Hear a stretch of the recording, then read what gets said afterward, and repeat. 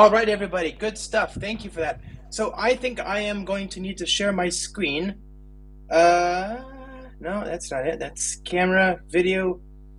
I don't know how you, do I share my screen with Zoom? I guess I could do that. Share, I am sharing my screen. Looks like I am. Can you see my screen? I don't even know what you can see. So my screen is live right now. Okay, very good. Thank you. All righty. So much confusion. I appreciate it though. My name is Josh Long. Thank you everybody for joining us today. I work on the Spring team. I have been on the Spring team for almost 12, closer to 12 years, more than 11 years, since 2010. I am a Spring developer advocate. I'm a Java champion, a Kotlin Google developer expert, and most importantly, I'm at your service. And today, obviously, we're going to talk about a lot of different things related to building edge services, applications that live at the edge. And so the code, some of the code, not all of it, is actually in a separate repository here, a separate organization called Kubernetes Native Java. And I encourage you to check all that out. I'm online. If you have questions, comments, feedback, whatever, please don't hesitate to reach out to me on Twitter, on LinkedIn, email, my podcast, YouTube. I have a weekly series. I have a Twitch stream, I have a blog, all the usual stuff. Okay, my friends, let's talk about edge services, okay? So before I do that, I'm gonna make sure I don't accidentally delete that. Good, hide this. Good. All right, CD downloads. Good. Okay, so what I want to do, we're gonna just talk for a few minutes. I have no slides. Nothing is changing on my screen. That's okay. Let's just talk for a few minutes. As we build more services intended for use in production, as we start to build more and more microservices, and again, if you've seen me talk before, then you know that I care about production. I care about taking applications and taking ideas and delivering those ideas into production. And the reason that I care about that is because then I can iterate. I can go quickly. I can learn from people's feedback, and I can improve my software, and I can deliver more value into a production environment. The more I think about this stuff, the more I look for ways to go quick, to go fast in my organization. And this is a big process, right? There's lots of things that you have to move more quickly in your organization for things to be successful. So, you can look at continuous integration, continuous delivery, all these different things. One thing that people talk about that we care about a lot is microservices. Microservices are a way to take a large team of people and to break them into small teams of people. Small teams that work on small code bases move more quickly. They don't have to stabilize their work. They don't have to integrate and so on. They can just take the idea and then deploy it into production very quickly and consistently. And this allows them to iterate more quickly. The problem, of course, is that by breaking apart their large, giant monolithic code bases into smaller, singly focused applications, what they are doing is they're creating distributed services, right? These services now talk to each other, not through the same memory in the same virtual machine, but instead through the network and over the network. And this creates problems. This creates complications. This means that things may fail. And it is up to us to sort of do whatever we can to build software that does the right thing in the face of these outages and these changes, okay? So that's all well and good, and a lot of what I talk about when you see me talk about Spring Boot and Spring Cloud and all these things are strategies to write software that is more robust, more performant, more secure, more scalable, more efficient. And I also talk about things that you can do to reduce the technical cost of creating these different microservices. Even though you have to do a lot of work in each microservice, it's still better to have to do the extra work than it is to not have the freedom, the independence that you get by doing small individual microservices, right? So microservices allow you to go faster. This is better, even though it requires more work. The work is actually okay in this case. It's redundant work. The question then is, why is that redundancy okay? Why do we care about that? Well, let's take, for example, Changi Airport. Changi Airport is in Singapore. The Changi Airport is the best airport in the world. It is famous for being such a wonderful airport, a wonderful place to travel. And there are a lot of reasons for this. One of the reasons I always think about, one of the things that I always think about, is that they have redundant infrastructure in the way of x-ray machines and security personnel and all this. So when you go to the airport, you can walk in. It takes a minute to walk in, clear immigration, and then you're inside. And you can walk around, and there's gardens, and there's shopping, and all that stuff. All of that is very good. But the thing that I love the most is that at this point in your journey in the airport, you have not cleared security yet. You haven't had your bags scanned. You haven't gone through this very slow process of passing security. Normally in an airport, you go into the airport, it's a big airport, and they have a big area where everybody must pass through security at the same time. And so the queue, the line, the length of the people going through that queue is very long, right? Because you have the whole airport. Everybody in the airport is going through the same queue, the same infrastructure. This creates a queue depth that makes it hard to move and to do anything, and it slows down everything.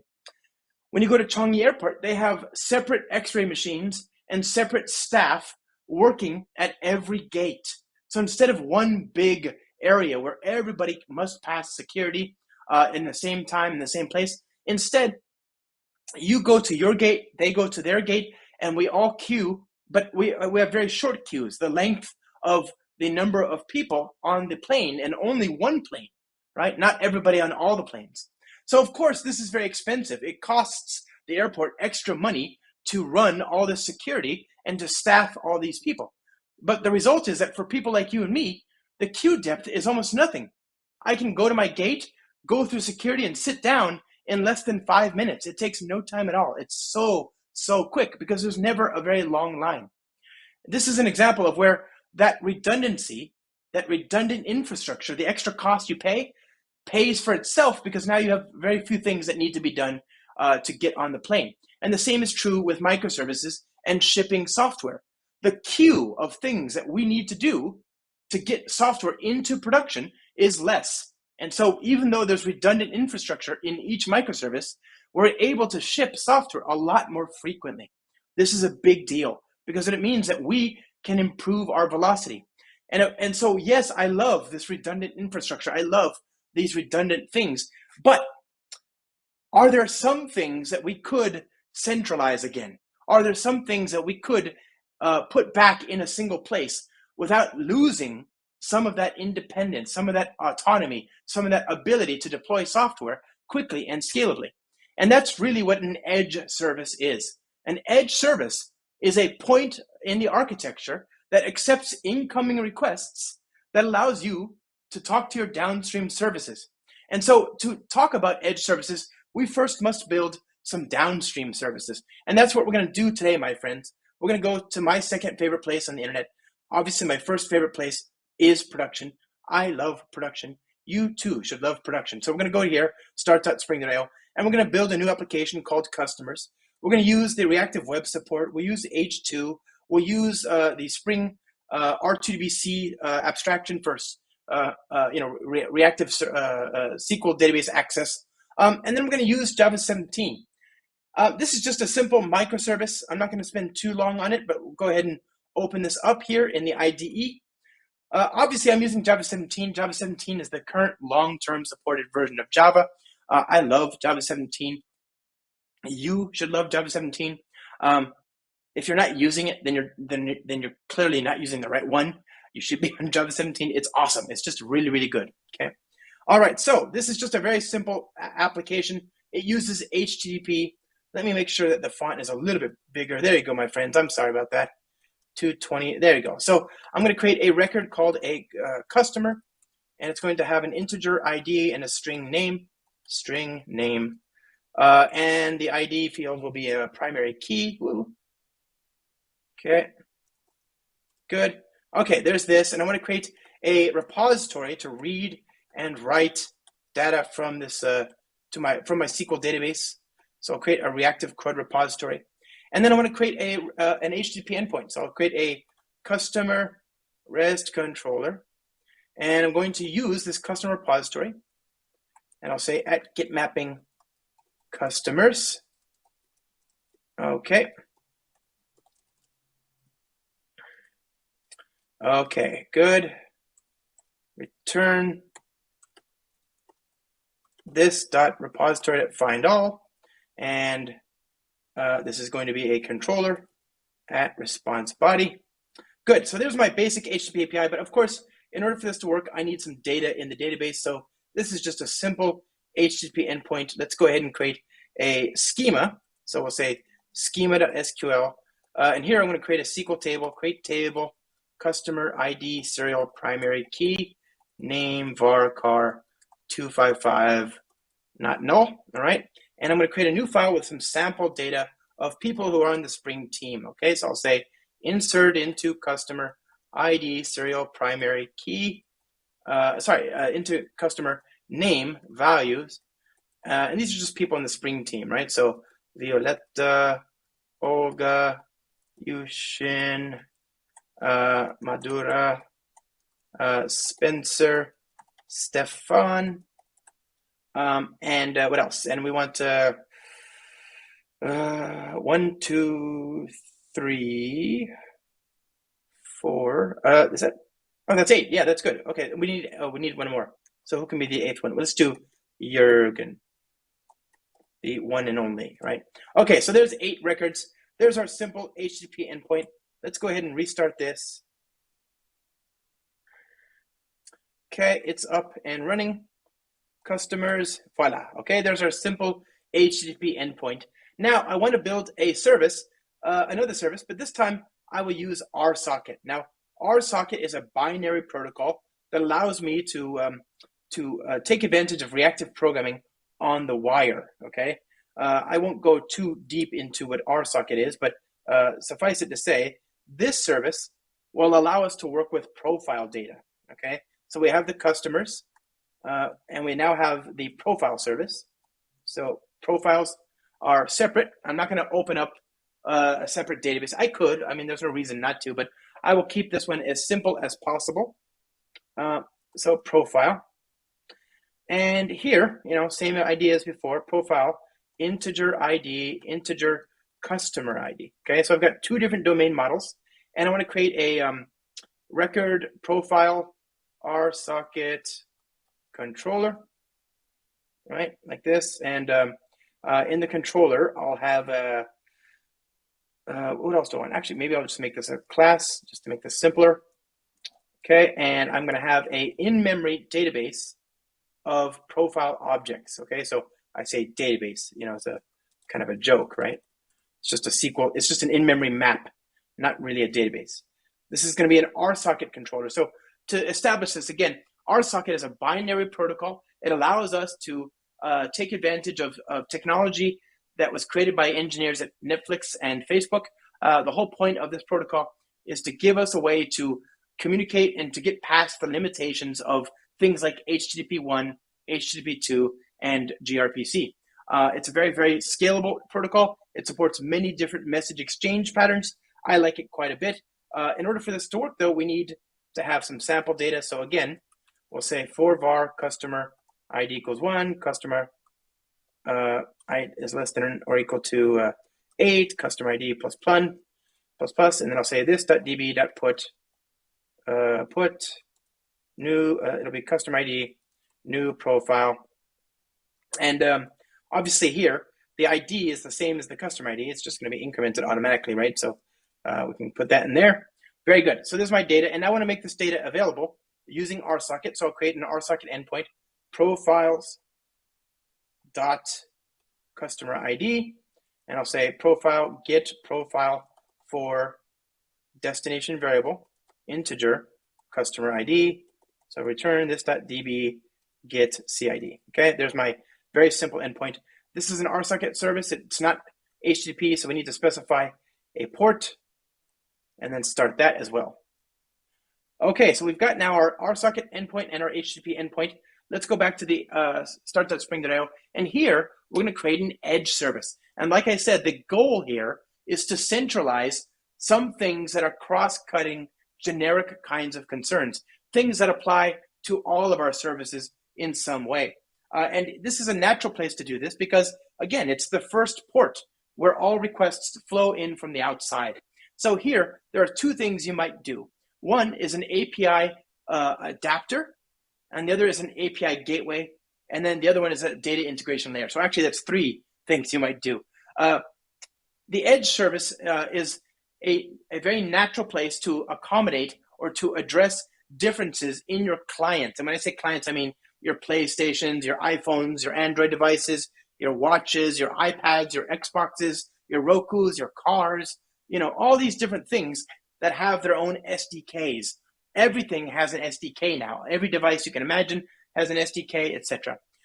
And so it's very useful to integrate with all this, but you have to write code, and those codes must talk to services. And so you want to accommodate those different clients. And remember, those clients might have security constraints. They might have different ways of doing authentication. They might have different protocol requirements. They might have different use cases that require custom integration, right? The other thing that you might care about isn't a particular client, but you care about just in general the efficiencies of those clients, right? You might want to have a view of the data that serves a particular use case that doesn't naturally exist, right? You might have different microservices, but what your client wants is all that data in a single place. And so what we need to do is to create a new view of the data so as to support that particular use case, right? And of course, you could say to the client, you could say, look, it's up to you. You've got to call this RSocket service, this HTTP service. You need to figure it all out by yourself. But this would be very slow. Imagine you're on a phone and you're in the middle of some other country. You've got 3G, not very fast, right? Not very fast connection, and you're driving through a tunnel. Is it a good idea to make your Android device or your iPhone device, whatever, maybe it's an older device, is it a good idea to make these devices waste network connectivity, trying to call 5 different services and do authentication? Is it good for the battery of those devices as well? Of course not, right? So it's much better to give those clients a view of the data. So here, we're going to accommodate some of that stuff, and we're going to look at some patterns that make sense here at the edge. I'm going to use Kotlin, okay? I love Kotlin. It's a very nice programming language with which to do this kind of stuff. I'm going to use the reactive web support. I'll use the RSocket support. I'm going to use Spring Cloud Gateway, and I'm going to use Spring Security and I'm going to use Redis, Reactive Redis, okay? Spring Data Reactive Redis. And there's one more thing we're going to look at, which is GraphQL, but that checkbox is not here yet, okay? So we'll add that eventually. That'll get here, I hope, very soon. Now, I'm also using the latest version of Spring Boot 2.60. 2.60 is awesome, right? Check this out. You should actually check. Spring Boot 2.60 just came out yesterday, like 36 hours ago, not very long ago at all. Lots of nice features, but it also is the baseline for the new version of Spring Native, right? Which is, this is a whole other thing we could look at. But if you want to create GraalVM native images, check out the new version of Spring Native. Spring Native does some amazing things to make your application use functional configuration. The result is that your applications will compile into native images in a minute or a minute and a half, something like that. If you ever used Spring Native before, you may have experienced build times that took, like 5 minutes or something like that. It's so much better now. So check that out, and your applications will now start up. For me, most of my applications are 0.07, so 70 milliseconds, 70 milliseconds, 80 milliseconds, that kind of thing, to get an application. And the resident memory footprint is, 30, 40, 50 megs of RAM, which is amazing. Okay, my friends, so we're going to hit generate. We've got this service. Let's go ahead and hit generate. And we're going to open this up here. Which version, which runtime am I using? Yeah, I'm using Java 17. Very good. Okay, so this is a,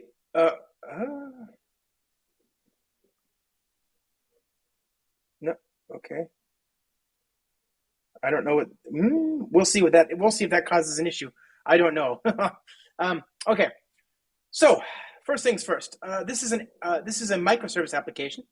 It's an edge service. It's going to be using Kotlin just because it's very common to do that. And one of the things you might want to do is to just proxy the data, right? And this is a very common use case. You might just want to proxy the data from your downstream microservices to the clients, okay? So I can say, I'm going to use Spring Cloud Gateway, and I'm going to use the route locator builder to build a, should I do this? No, I shouldn't do it. You know what? Let's do it. YOLO. It's probably going to be okay. It'll be okay.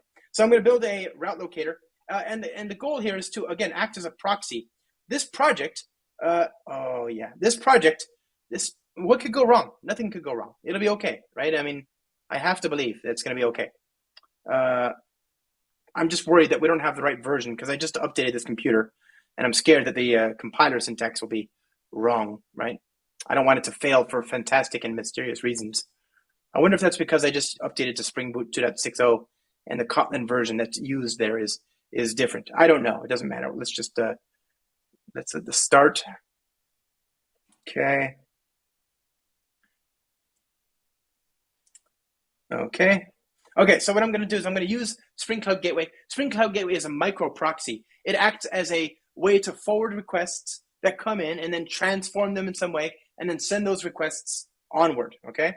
So let's start the customer service and then start the profile service, and I'll go here. So my gateway application is going to have routes, okay? I've got routes that I have to define, and then each route, I define a route spec, and then each route spec, I can define as many routes as I want, right? Obviously, build. So the route spec, let's see here, like this.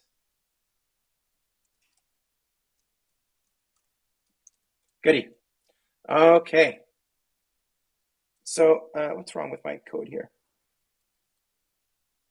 RLB dot routes dot build route rs.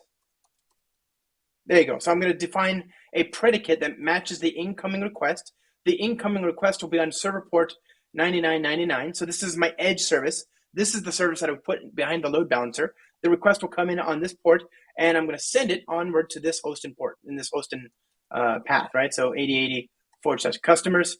The problem, of course, is that if the request comes in and it's for /proxy, I want to change the path. So I will use a filter. Spring Cloud Gateway has a lot of really amazing filters here. So I'll say fs, and we'll say fs.setPath is now equal to customer. So I'm going to change that, drop that. There we go. There's my single route. Now this is the Java code that you would write. This is almost identical to what you do in Java. The only difference is you'd have this. And the syntax for lambdas is a little bit more concise in Java. Okay, but there's a DSL you can actually use in Kotlin, and I want to show you that because this is unbearable. There we go, much better. So you define routes. So let's get rid of all this, get rid of all that. You define route, and then you define a predicate, and you can say the host has to be .spring.io. And then I'm going to send the request onward to localhost 8080/customers. Come on, Josh. All right. Now, I need to act on the request. I need to change it. So I'll specify a filter spec. And again, I'm going to say set path is equal to customers.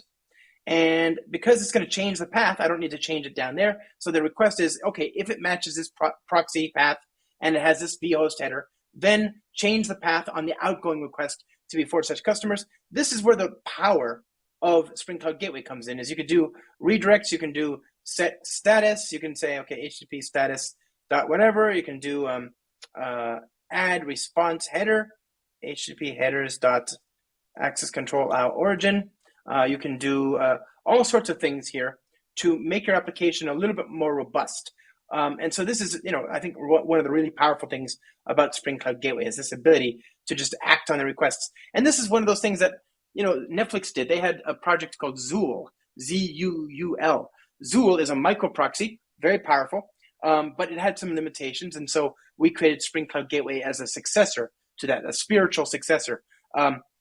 You can still use Zuul. Spring Cloud supports Zuul, but we don't recommend it. Check out Spring Cloud Gateway, right? Okay, so this is my Kotlin route locator. Of course, in Kotlin, you can clean up your code a lot here, like this. So there you go. There's my simple route. Okay, now let's go ahead and see if that works. Come on, compiler plugin. Goody. Okay, the problem is I still have Spring Security involved. I'll comment this out for the moment. Okay. Maven, reload. And also, do I have Redis CLI? Brew, services, start Redis. Okay. Good. Continue. Okay, security. We want to get rid of the RSocket security support as well. So we're going to say Spring Security RSocket. Don't need that. And we don't need the Spring Security messaging. We just want the HTTP support. Okay. All right. Okay, good. So there's my application. Localhost customers, right? There's my data. If I go to 9999/proxy, this will not work. I need to use a vhost. So I say curl, and I do -v. You'll see it says 404 not found. In order for it to work, I need to have a host header. So host hi.spring.io. Okay, there we go. There's my data. And so that's worked just fine, right? Very simple proxy. Now let's suppose I wanted to introduce a rate limiter. Okay, the rate limiter will actually look at the incoming requests and create a quota, a budget, so we can limit the number of requests that get sent to the downstream service. In order to do this, I need to configure the rate limiter.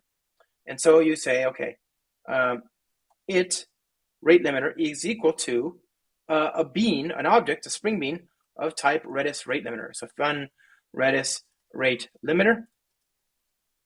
Okay, and I'll just build a bean of type Redis rate limiter. And let's say the budget is 5 requests per second. That's very, very low, but it allows us to kind of see what's happening. And then I'll just inject this object here as a collaborating object. So I'll say RL, goody. Okay, and we'll say rate limiter. Now, of course, this can be outside of the Lambda. The other thing that you should specify is the key. So it.key resolver, and this is an object that you can implement very easily like this, right? It's just a very simple, you have a request. When the request comes in, you can look at things like the principal and all that stuff, or you can just return a key. You can just say, here's the key, right? La Maria, la chiave, right? That's a very simple key. What this key does is it looks at Redis. Redis is where we're keeping the count of the requests, and it'll look at the Redis count by looking up the value for the number given a key. So this is the key. And you can just say, for everybody in the world, no matter where they are in the world, they must have the same key. And so I said only 5 requests per second, and I'm bursting to 7. Well, here, that's 5 requests per second for everybody on the planet. That's way too low. So much more natural instead to build a key resolver that looks at the incoming request and says, okay, request.principal.map it.name, right? So I'm going to map this principal.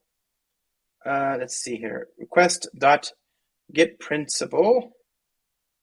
What is the issue here?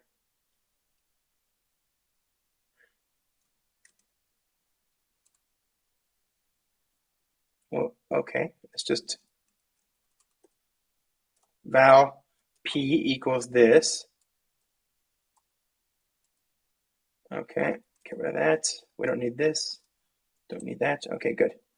So what's the issue with this? Why is it so unhappy with me?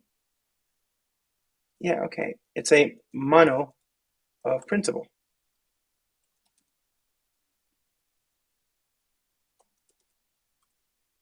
Okay. And so this is it's a mono of principles. I can see that here, right? So I'm going to say, given the principle, the Java security principle, give me the name. And then if I have the name, I want to use that as the key, right? So I can actually just use that as the key like this. I can say return or just leave that like that, right? So that's my very, very simple approach. I can do that, and that means that the key for the user will be based on the user. So now every user gets 5 requests per second. This is a very common strategy, and so there's actually a principal name key resolver, which is you can use that. That's actually so common. It's such a useful thing to do that it's actually the default. So you can just leave it out. Now the question then, of course, is who is going to install that principal in the current request, right? For the username. Well, that's Spring Security, right? So in order to use Spring Security, I'll bring this back in and I'll say re-import. Okay, and then we have 2 questions we must care for. Fun authorization. And we're going to come back to this in a second. Okay, and then bean fun authentication. Okay, so authentication, I'll just create a map reactive user details users dot with default password encoder dot username jlong dot password pw dot username dot roles dot build. Okay, there's this. So there's my map reactive username details. Now the question, of course, is what privileges does that user have in the system, right? So I'll say HTTP server, HTTP security, HTTP dot build, and of course I have to specify the basic, what allowances do they have. So authorize exchange, I can say it dot any exchange dot authenticated, right? But I will say it dot path matchers proxy dot authenticated, and then everything else will be permit all. So that's actually more reasonable. I'm saying for this particular request, it has to be authenticated. Everything else is open. Okay. Also, I want to use HTTP basic, so I'll use the defaults here. I'll say customizer with defaults, and I will disable CSRF. So I'll say it.disable. Okay, so this is my basic authentication and authorization, and my Spring Security support, and my rate limiter. So let's go ahead and restart this. Okay, so now we go back here and we run the same request with -v, and you can see it says 401 unauthorized. I must now -u jlong pw. Okay, and there we go. And when I do that, you can see here's how many requests I'm allowed per second. Here's my current capacity. I've used 1 token. Here's the current request. If I want to drive the traffic, I can say while true do and then done. And as I'm making these requests, that you will see, it's going down every now and then. I get where's the header? Where's the status code? This is 200, 200, 200. There, 429, too many requests. So it's rejecting the requests that exceed the budget that we've prescribed. And if I go here, I can say keys, and it's showing me these keys that are being created for me, right? Now let's go back to my client, right? Is it here? Yeah, it's going to go back to this, Control C, and now it's gone. It cleans itself up, okay? Okay, so that's Spring Cloud Gateway. I love Spring Cloud Gateway. Very, very useful. Now, of course, sometimes you want to actually just transform the data. So let's create some data classes to represent the data from the downstream services. So val ID, int, val name, string, and I'll create another type here called profile, and it'll be val ID and val customer ID, int, et voila. And of course, I want to create another data class called customer profile val customer, val profile, and voila. So there's my 2 DTOs for the different downstream services. And the reason I want to do this is because I want to have a CRM client that I can use to talk to my 2 different microservices. In order to do that, though, I need a reactive non-blocking HTTP client and I need a reactive non-blocking RSocket client, okay? So create those types here.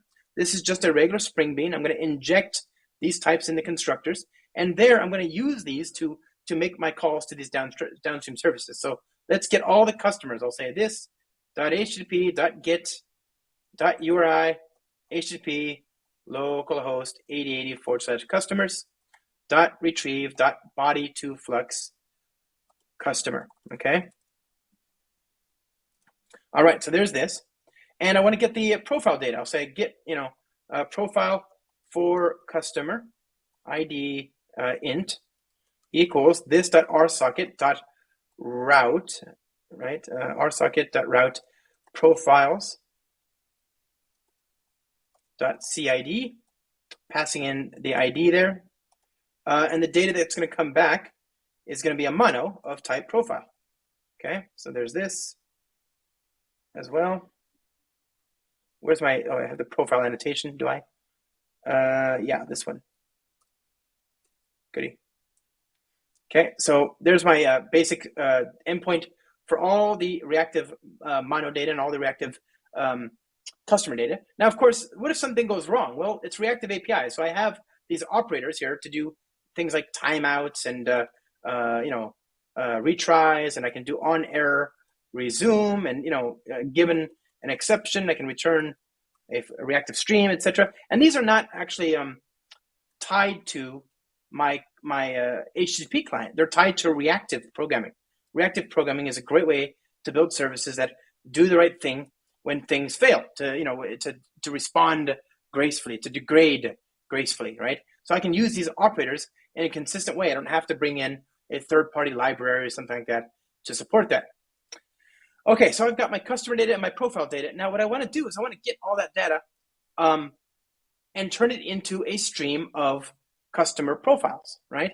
So I'll say fun customer profiles.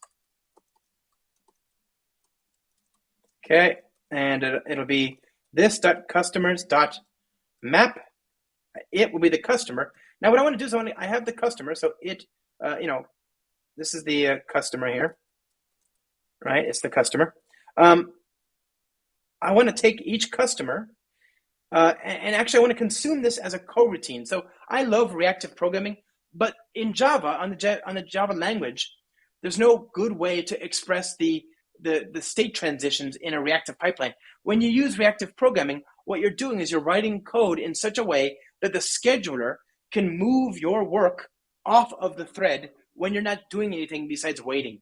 If you're just waiting for the next piece of data to arrive, there's no reason to sit on the thread. When you sit on the thread like this, you are blocking the thread. And this means that your overall system scalability will be limited by the number of threads that are free, which if you have a very busy system is almost going to never be the case. You'll never have free threads and you're going to have to start up a new server. So instead of doing that, you use reactive programming, which is where you actually, you're limited by the number of threads that are actually doing something instead of just waiting, right? This is a much better situation because now you can do a lot more on your system. You can keep your system very, very busy all the time, never ever just waiting around, right? And you can do it with much fewer threads. I like this, but because it involves asynchronously processing data, so you ask for some data, and then a second later, or a nanosecond, or a microsecond, then some time later, the data arrives, and then you process it.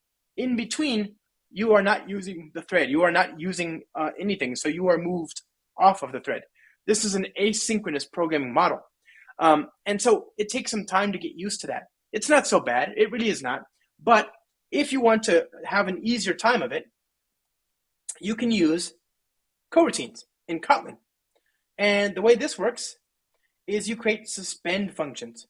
So here I've taken my reactive flux, my reactive type from the Reactor project, turned it into a flow. Now I've got a pointer to the customer.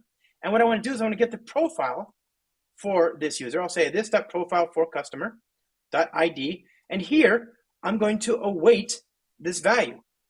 So now instead of having a reactive type, which looks like a completable future, for either of these, I just have the customer and the profile.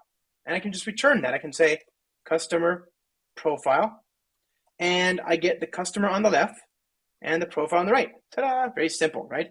And it's just the very simplest code, and yet I'm also now writing the most efficient, most scalable code, and that's a wonderful situation to be in, right? So flow of customer profile. Okay, like this. Good. So it's a reactive, it's a non-blocking pipeline, but it's using the coroutine support. In order for this to work, you have to be running it inside of a suspend function. Okay, all reactive types in Spring are automatically coroutine capable. So now let's create a controller to see this in action. So I'll say CRM REST controller, private val CRM client at get mapping COs fun get this.crm customer profiles. Okay, and so this is going to be another suspend function. I have to indicate as much here. It's a flow of customer profile. Voila, let's restart this.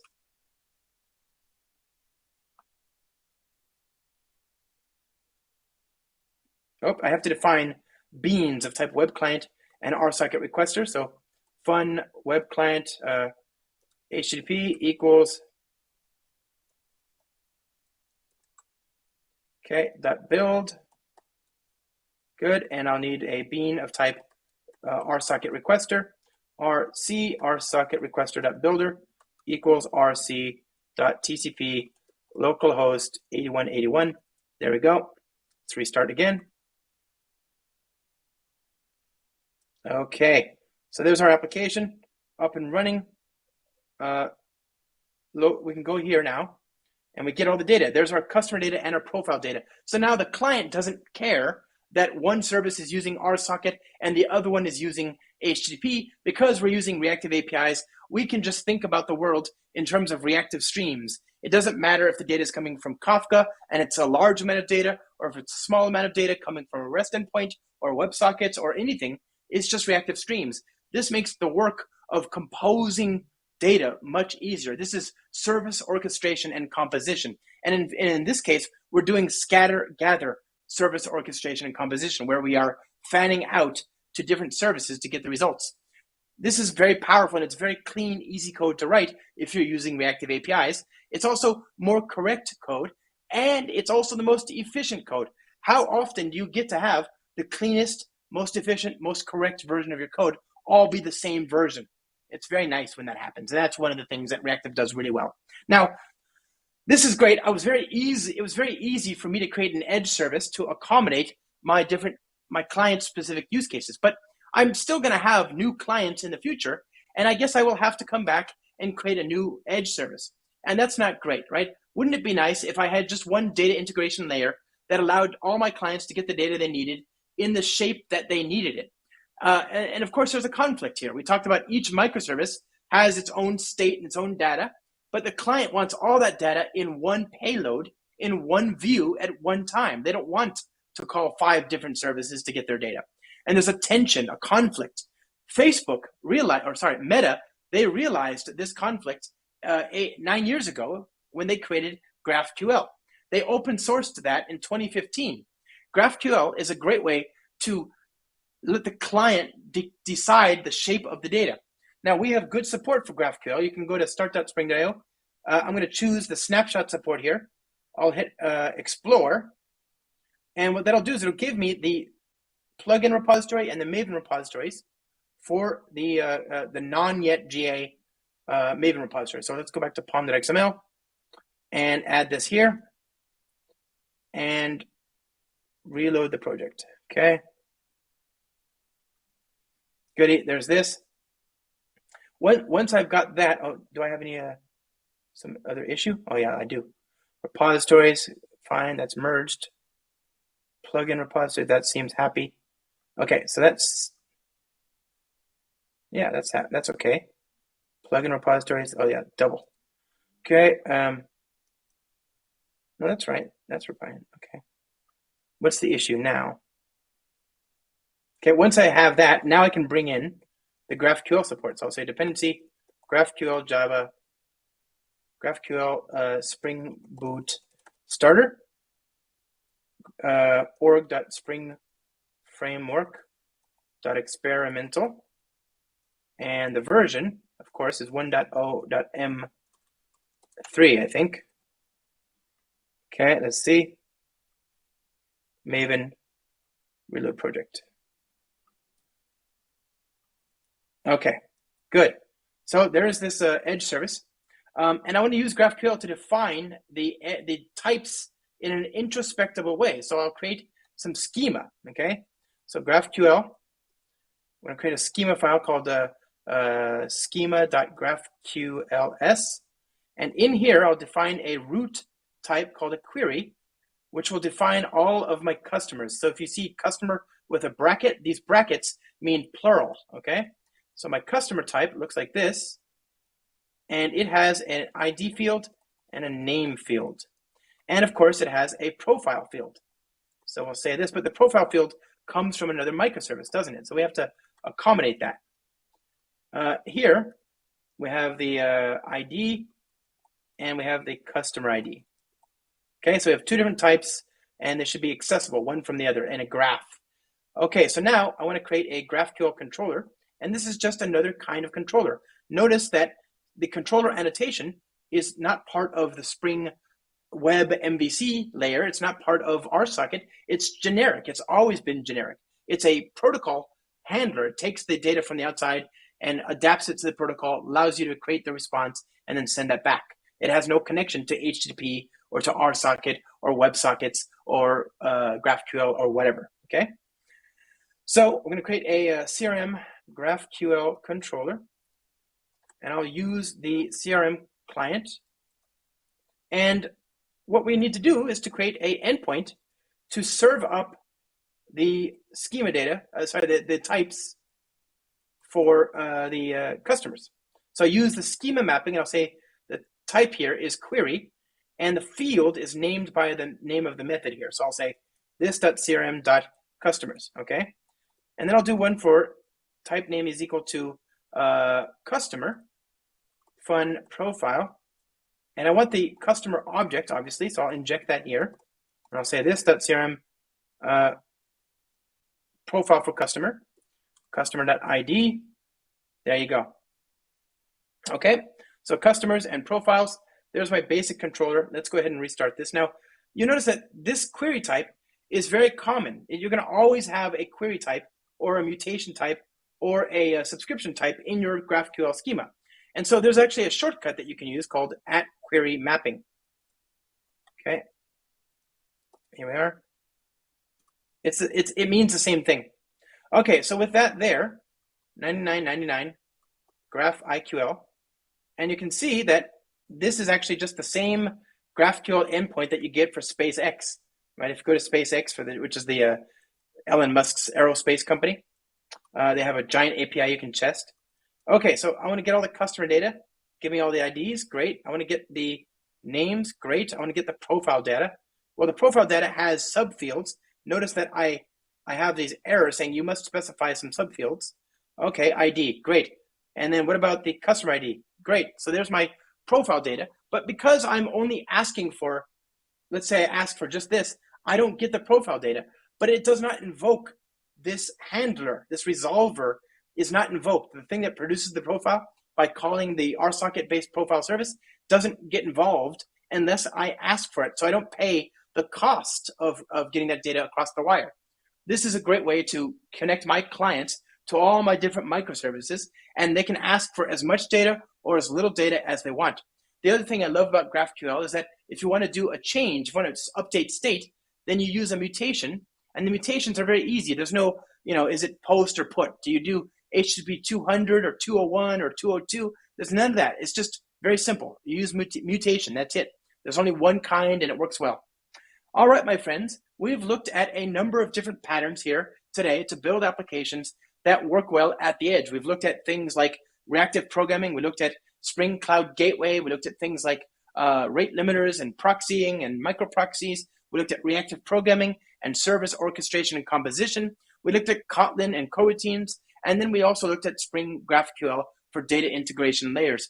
We looked at a bunch of different protocols because you have to often adapt different downstream services. And thanks to reactive programming, it doesn't really matter what your downstream APIs are. If they're gRPC or RSocket or HTTP, they all just become reactive streams. That makes life a lot easier. Thank you so much for your time, and I'm very happy to answer questions. I hope you're all doing well, and I hope next year we can do this in person. Thank you, Josh, for this talk.